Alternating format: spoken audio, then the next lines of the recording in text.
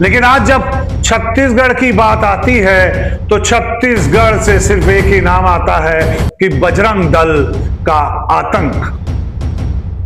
कई दिनों से, कई महीनों से छत्तीसगढ़ में बजरंग दल का आतंक चल रहा है, चाहे वो ईसाई समाज के लिए हो, चाहे मुस्लिम समाज के लिए हो। लेकिन बजरंग दलियों को ये गवारा नहीं है कि कोई गरीब, अगर वो मुस्लिम है तो वो वहां रोजगार करे। अच्छा मुसलमान है, क्या विरोध नहीं किया? अच्छा मुसलमान है नहीं चाहिए ना, तुम लोग की हमें सहयोग नहीं चाहिए। निकल लपेट लो, हमारे खाते हमें से लड़ाई कर भाईजान ये धोखा दे रहा है, तुम धोखा दे रही हो, नहीं तुम भी धोखा दे रही हो। समाज वाले धोखा तो नहीं दे रही हो, हिंदुओं को गोली मार दी, धोखा फिर भी हो, तुम्हारी गलती है, तुम मुसलमान हो। समझ में आया हमारा काम तुमको इतना अभिमान वाले हो तो क्या हमारे देवी देवता को बेच रही हो? भगवान को लपेटो, जब हमारे सम्मान नहीं करते देवी देवताओं का क्या बेच रही हो? भगवान किसको बेचो, किसको बेचो, इसको लपेटो, भगवान को लपेटो। और नहीं तो निगम वाले आ रहे हैं, निगम जैसे गुपचुप खेला देखवा रही हूँ ना, पूरा फोटो बेच दूँ, इसलिए लपेट लेना। भगवान का फोटो लपेट के रखो, ये बेचो तुम ये। साथियों नमस्कार, आप देख रहे हैं भिलाई का सच। छत्तीसगढ़ एक शांति प्रिय राज्य नाम से जाना जाता था। पूरे देश दुनिया में छत्तीसगढ़ एक ऐसा राज्य था जहां कभी दंगे फसाद, लड़ाई झगड़े, जाति धर्म के नाम पे कोई चर्चा, कोई बात, किसी भी प्रकार का विवाद नहीं होता था। लेकिन आज जब छत्तीसगढ़ की बात आती है तो छत्तीसगढ़ से सिर्फ एक ही नाम आता है कि बजरंग दल का आतंक। कई दिनों से, कई महीनों से छत्तीसगढ़ में बजरंग दल का आतंक चल रहा है, चाहे वो ईसाई समाज के लिए हो, चाहे मुस्लिम समाज के लिए हो। देव बलौदा जो दुर्ग में एक तीर्थ स्थल है, जहां पे हर साल महाशिवरात्रि का मेला लगाया जाता है और भव्य रूप से यह मेला आयोजित होता है। ज्यादातर दुकानें हिंदू समाज, मुस्लिम समाज और अन्य समाज के लोग लगाते हैं। जो छोटे छोटे व्यापारी होते हैं वो वहां जाकर अपना व्यवसाय करते हैं। लेकिन बजरंग दलियों को ये गवारा नहीं है कि कोई गरीब, अगर वो मुस्लिम है तो वो वहां रोजगार करे। देखिए क्या कह रहे हैं बजरंग दली। तू अच्छा मुसलमान है, क्या विरोध नहीं किया? अच्छा मुसलमान है नहीं चाहिए ना, तुम लोग की हमें सहयोग नहीं चाहिए। निकल लपेट लो, हमारे खाते हमें से लड़ाई कर लपेट लो भैया, विवाद मत हो, लपेट लो। क्या नाम है जी आपका? हम लोग काय के लिए करेंगे भाई? क्या हो रहा है बताओ? हो गया हिंदू मुस्लिम कर रहे हैं। अरे भाई हम लोग 20-25 साल से देव बलौदा का मड़ई बाजार कर रहे हैं, हमको क्या मतलब भाई हिंदू मुस्लिम धर्म से जाते हैं। 2 पैसा कमाने हैं, धंधा करने, घर चले जाना है। हम काहे के लिए धार्मिक वाली बात करेंगे? बाल सभी जाति के लोग हैं ये बाजार में, हिंदू भी है, मुसलमान भी है, सभी है। अब आप मुसलमान को टारगेट करके बोलोगे मुसलमान दुकान नहीं लगा सकता, तो ऐसा तो हो नहीं सकता भाई। निगम वाले आ रहे हैं, चिंता मत करना, निगम को बुलवाई हूँ, आ रहा है निगम वाला। अभी पूरा जब्ती बनाएगी निगम वाला, बुला ली हूँ, निगम टीम आ रही है। जब्ती नहीं बनवाना है तो जब्ती में जाएगा सामान। तो ये दादागिरी चल रही है बजरंग दल की, लेकिन इनके हौसले इतने बुलंद क्यों है? कौन है इनके पीछे? आखिर किसकी शय है इनको? क्यों इतने ज्यादा ये लोग अति उत्साहित हैं? और मुसलमान और क्रिश्चियन समाज को ये लोग क्या समझते हैं? क्या ये संविधान से ऊपर है, कानून से ऊपर है? क्या ये जिले के एसपी है, जिले के कलेक्टर है, या प्रदेश के मुख्यमंत्री हैं? क्यों ये इतनी दादागिरी करते हैं? क्यों किसी का अधिकार छीन रहे हैं? किसने दिया इनको इतना पावर कि आज ये मां बहन की गालियां दे रहे हैं और मुस्लिम समाज की जो दुकानें हैं उनको बंद कराने की बातें कर रहे हैं?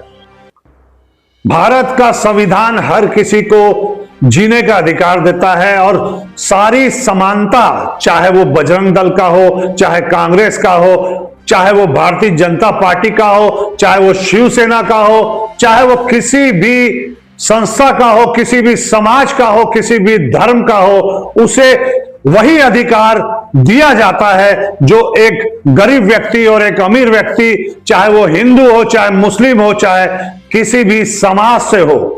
फिर बजरंग दल ये अधिकार छीनने का अधिकार कैसे रख सकता है? और बजरंग दल इतनी दादागिरी क्यों किसी के साथ कर रहा है? और बजरंग दल के ऊपर कार्रवाई क्यों नहीं की जाती? जब ईसाई समाज अपने घर में प्रार्थना करता है तब बजरंग दल वाले पहुंच जाते हैं और उन्हें बताते हैं कि प्रार्थना नहीं की जाती। क्या हिंदू धर्म, हमारा हिंदू धर्म घर में आरती नहीं करता? क्या सत्यनारायण की पूजा नहीं करता? क्यों आप किसी धर्म के प्रति इतनी गंदी भावनाएं रखते हैं कि वो देश छोड़ने पर मजबूर हो जाए? अगर जब आपको इनको देश में नहीं रखना है तो ऐसा कानून ला दीजिए कि हिंदू और ईसाई समाज जो है देश से बाहर चले जाएं। आप कौन होते हैं इनसे ये अधिकार छीनने वाले? वैष्णो देवी एक हिंदू धर्म का सबसे पवित्र धार्मिक स्थल माना जाता है। वहां सबसे ज्यादा मुस्लिम हैं जो खच्चर पे हिंदू लोगों को मां वैष्णो देवी के दर्शन कराने लेकर जाते हैं। कंधे पर बैठाकर एक मुस्लिम व्यक्ति हिंदू को मां वैष्णो देवी के दर्शन कराने ले जाता है। अजमेर शरीफ, जहां मुस्लिम समाज की सबसे बड़ी दरगाह है, वहां जितने व्यापारी हैं, कपड़े के व्यापारी हैं, खाने के व्यापारी हैं, मिष्ठान भंडार के व्यापारी हैं, सारे जो व्यापारी हैं हिंदू हैं। कभी बजरंग दल ने वहां जाके देखा है कि हिंदू लोग अजमेर शरीफ में कैसे व्यवसाय करते हैं? आज भिलाई में जो ये भावनाएं भड़काने की कोशिश की जा रही है, इससे भिलाई नहीं पूरा छत्तीसगढ़, पूरा देश आहत हो रहा है। जगह जगह छत्तीसगढ़ और भिलाई की चर्चा हो रही है कि कैसे लोग यहां पर निवासरत हैं और क्यों एक मानव जाति को शर्मसार किया जा रहा है। हिंदू, मुस्लिम, सिख, ईसाई आपस में है भाई भाई, ये कहा जाता है हमारे देश के बारे में। और ये जो बजरंग दल है ये बार बार मुस्लिम और ईसाई समाज के ऊपर आरोप लगाते हैं और मुस्लिम की दुकान बंद कराने की कोशिश की गई।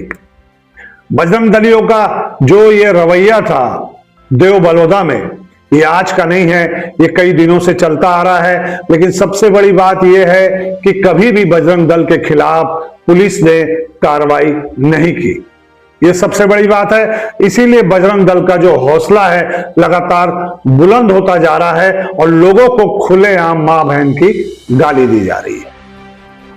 देव बलौदा की ये घटना छोटी घटना नहीं है, बहुत बड़ी घटना है। मुस्लिम समाज आहत हुआ है। एक मुस्लिम बहन जो वहां अपना सामान बेच रही थी, उसके साथ किस प्रकार का व्यवहार किया गया वो देखिए। भाईजान गुपचुप वाला ये धोखा दे रहा है, तुम धोखा दे रही हो। तुम भी धोखा दे रही हो। समाज वाले धोखा तुम नहीं दे रही हो। हिंदुओं को गोली मारे थे, इससे क्या बोलोगे? धोखा हो, फिर भी हो, तुम्हारी गलती है, तुम मुसलमान हो। समझ में आया? इतना हमारा काम है। हेलो, तुमको इतना अभिमान वाले हो तो क्या हमारे देवी देवता को फोटो भेज रही हो? भगवान को लपेटो। जब हमारे सम्मान नहीं करते देवी देवताओं का, क्या बेच रही हो? भगवान इसको बेचो, इसको बेचो, इसको लपेट लो। भगवान को लपेटो। और नहीं तो निगम वाले आ रहे हैं, निगम जैसे गुपचुप ठेला भिजवा रही हूँ ना, पूरा फोटो भेज दूंगी, इसमें लपेट लेना। भगवान का फोटो लपेट के रखो। ये बेचो तुम, ये बेचो। जब मैं गाड़ी खड़ा कर रही थी तुम बोले ना, मैं देख रही थी। क्योंकि ना देखे भगवान लगा कोई भी खड़ा कर, भगवान का फोटो लपेटो। ये तुम सिनरी बेच लो, सिनरी बेच लो। क्या कुछ हो रहा है दीदी? विवाद जो आज है, विवाद ये है, सबसे पहला चीज यहाँ पर देव बलौदा में मेला लगा हुआ है। एक गुपचुप ठेला वाला जय माता दी और अजीत चाट सेंटर लिखा है। जब पेटीएम से उनको पेमेंट किया गया तो भाईजान गुपचुप वाला आया तो वो पूरा हिंदू समाज को धोखा दे के बिजनेस कर रहा है। यहाँ थूका हुआ चीज खिला रहा है हम लोगों में। अभी यहाँ पे जो भगवान की तस्वीरें बेच रहे हैं, इनमें क्या है? इनमें हम ये है मुस्लिम भगवान। जब तुम भगवान को मानते नहीं हो तो बेच क्यों रहे हो हमारे भगवान को? इसलिए मैंने बोला आप भगवान का रख लो, सिनरी बेच लो। जी भाई। तो ये देखिए, अभी आपने देखा कि किस प्रकार का व्यवहार उस मुस्लिम बहन के साथ किया गया। क्या जो व्यक्ति अपनी दुकान में भगवान की मूर्ति बेच रहा है वो उस मूर्ति का अपमान कर सकता है? क्या किसी को भगवान की मूर्ति बेचने से भगवान का अपमान हो जाएगा? ये सब सोचने वाली बात है। सिर्फ अपनी राजनीतिक रोटी सेकना, अपने आप को सोशल मीडिया में हीरो बनाना, इन सब बातों के लिए इस प्रकार के मुद्दे उठाए जाते हैं और चर्चा में रहने के लिए मुद्दे उठाए जाते हैं। उनको मालूम है पुलिस हमारा कुछ नहीं कर पाएगी, पुलिस मुखदर्शक है, पुलिस हमारा कुछ नहीं कर पाएगी। इसलिए बार बार इस प्रकार की घटनाओं को बजरंग दल अंजाम देता है। पुलिस की स्थिति जो है बजरंग दल के मामले में संदिग्ध है। कभी भी कोई कार्रवाई नहीं की गई। आज पूरा मुस्लिम समाज दुर्ग कलेक्ट्रेट पहुंच गया इनकी शिकायत करने, वो भी देखिए हो रही है। इससे मुस्लिम समाज बहुत क्षुब्ध है। ये जानबूझकर किया गया कृत्य है, तो इस पर अंकुश लगाने की जरूरत है। इसीलिए हमने माननीय राज्यपाल जी महोदय और मुख्यमंत्री जी के नाम एक ज्ञापन कलेक्टर जी के माध्यम से सौंपा है। जो भी दोषी व्यक्ति हैं उनके विरुद्ध वैधानिक कार्रवाई के संबंध में भिलाई दुर्ग मुस्लिम समाज के लोगों के द्वारा संयुक्त रूप से एक ज्ञापन एडीएम साहब को सौंपा गया है। उक्त ज्ञापन में जो भी तथ्य उनके द्वारा बताया गया है और जो भी तथ्य जो भी चीज़ें वहाँ पे घटना के संदर्भ में पाई जा रही हैं या पाई गई हैं उसके संदर्भ में भिलाई 3 थाने में वैधानिक कार्रवाई की जा रही है। गाड़ी लेके वो मेरे बेटे के दुकान के सामने खड़े हुए, तो मैंने इतना ही कहा अच्छे से कि दीदी आप गाड़ी साइड कर लीजिए, धंधे का समय हो गया, मेरा बेटा दुकान लगाएगा। धंधे में भी, काम धंधे में भी जात धर्म को डाल रहे हैं, मतलब पूरा सम्मान है ना? करते देवी देवता क्यों नहीं करेंगे सर? हमको हमारे पापा सिखाए हैं, अगर तुम खा भी रही हो तो हाथ धो के उस फोटो। देखा आपने मुस्लिम समाज ने क्या कहा? मुस्लिम समाज कितना आहत है। लेकिन पुलिस ने अब तक क्या कार्रवाई की इसकी जानकारी नहीं है। अगर आप एफआईआर भी कर देते हो तो उनकी गिरफ्तारी क्यों नहीं करते हो? क्यों उनको खुला छोड़ देते हो? बार बार यही सवाल सामने आता है। फिर इनके हौसले बुलंद हो जाते हैं। इनको मालूम होता है पुलिस हमारा कुछ नहीं बिगाड़ पाएगी, ज्यादा से ज्यादा एफआईआर करेगी और हमारे घर के चक्कर काटेगी, हमारा कुछ नहीं होगा, जमानत कराएंगे, छूट जाएंगे। तो ये है हमारे प्रदेश की, हमारे जिले की पुलिस जो ऐसे लोगों को खुला छोड़ देती है। आज धर्म जाति के नाम पर भिलाई दुर्ग छत्तीसगढ़ का जो माहौल खराब किया जा रहा है, अगर इसे जल्दी नहीं सुधारा गया तो आने वाले समय में स्थिति बहुत खराब हो जाएगी। इस चीज को समझना होगा, नहीं तो वो हालात दूर नहीं है जो कश्मीर में हुए थे।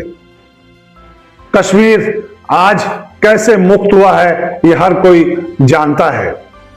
मैं लोगों से, शासन प्रशासन में ऊपर बैठे लोगों से, बड़े नेताओं से, बड़े अधिकारियों से निवेदन करता हूं कि छत्तीसगढ़ को बचाएं, छत्तीसगढ़ की अस्मिता को जिंदा रखें। जो छत्तीसगढ़ पहले कहलाता था कि ये छत्तीसगढ़ शांति प्रिय छत्तीसगढ़, वो छत्तीसगढ़ की वापसी होनी चाहिए और इस प्रकार के विवाद यहां खत्म होने चाहिए। आपसे यही निवेदन है। ऐसी खबरों के लिए बने रहिए भिलाई का सच के साथ। हमारा चैनल अगर आप लगातार देखते हैं, पसंद करते हैं तो लाइक, शेयर, सब्सक्राइब करना न भूलें। नमस्कार।